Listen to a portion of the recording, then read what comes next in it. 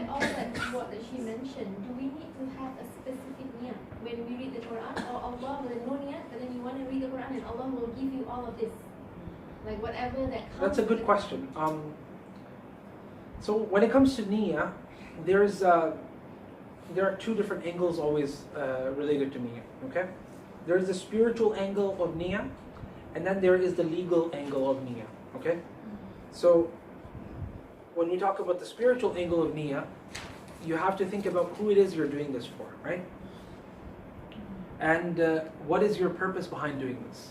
And in relation to this, the Prophet ﷺ said, وَإِنَّمَا لِكُلِّ امْرِئٍ مَا نَوَىٰ. Okay? For every single person is whatever they intended. فَمَنْ كَانَتْ هِجْرَتُهُ إِلَى اللَّهِ وَرَسُولِهِ فَهِجْرَتُهُ إِلَى اللَّهِ وَرَسُولِهِ وَمَنْ كَانَتْ هِجْرَتُهُ لِدُنْيَا يُصِيبُهَا أَوْ امْرَأَةٍ يَنْكِحُهَا فَهِجْرَتُهُ إِلَى مَا هَاجَرَ إِلَيْهِ. That whoever ends up migrating for the sake of Allah, then he'll be migrating for the sake of Allah. Whoever does it for dunya or for the sake of a woman, then he'll be doing it for the sake of that, right? So there's this particular niyyah, angle of niyyah, which is the spiritual angle. Who are you doing it for? Allah Rabbul Izzati wa Jalal. Now, what about why am I doing this? Legally speaking. So for example, you're praying salah, you're doing it for Allah, inshallah. You're not trying to show off to others. You're not trying to, prove to others or please others. That is the spiritual angle of your niyyah. But then when you're saying Allahu Akbar, what's your intention? Are you praying Dhuhr, Asr, Maghrib, Isha? Are you praying Fard? Are you praying, you have to, at that moment at least, remember within your mind that the legal status of the worship that you're getting into.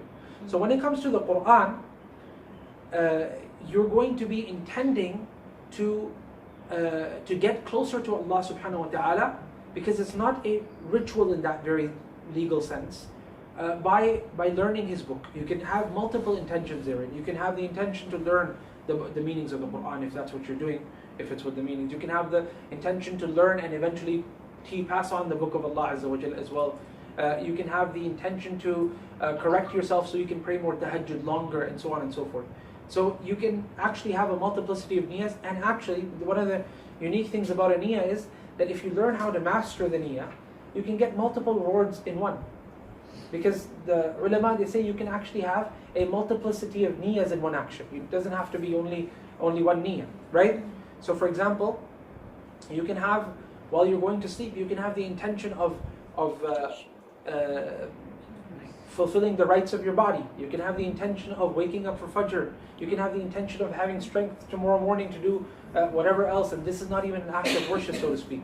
Even then you can multiply your niyyah. So naturally when it comes to the Quran as well, you have children, you can have the intention, I'm going to learn the Quran so I can pass it down to my children as well. So there's a multiplicity of niyyahs you can have, yes. Just now you mentioned when the highest rank is when you are so close to the book of Allah, and Allah will grant your dua faster or even without you asking. Yeah.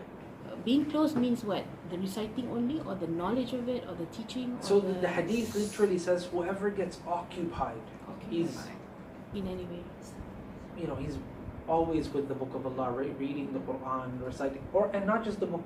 مَنْ شَغَلَهُ الْقُرْآنِ وَذِكْرِهِ, and also my remembrance as well. So even if it's just dhikr, even if you're sitting around doing dhikr, dhikr is ibadah.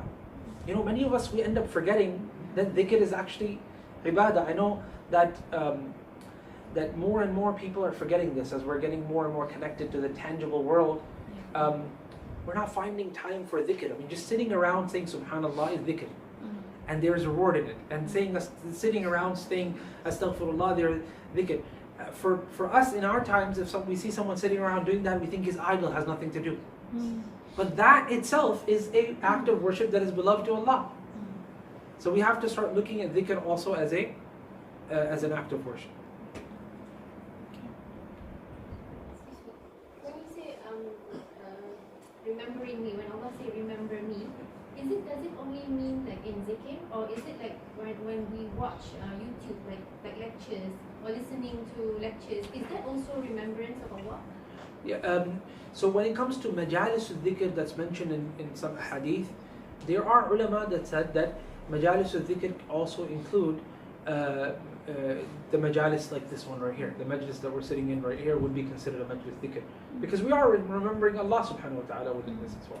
So that is also included there, right? But originally the word dhikr means literally, not literally, it means as a terminology within Sharia, it means to mention Allah subhanahu wa ta'ala, subhanallah, Allahu Akbar. Whereas dhukr with the dhamma on top, that means to remember. Okay? But we loosely end up translating it as remembering Allah Azza wa Jalla.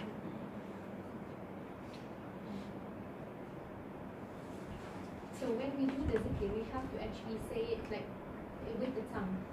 You have to verbalize it? We cannot just like in the heart. Internally. That's dhukr.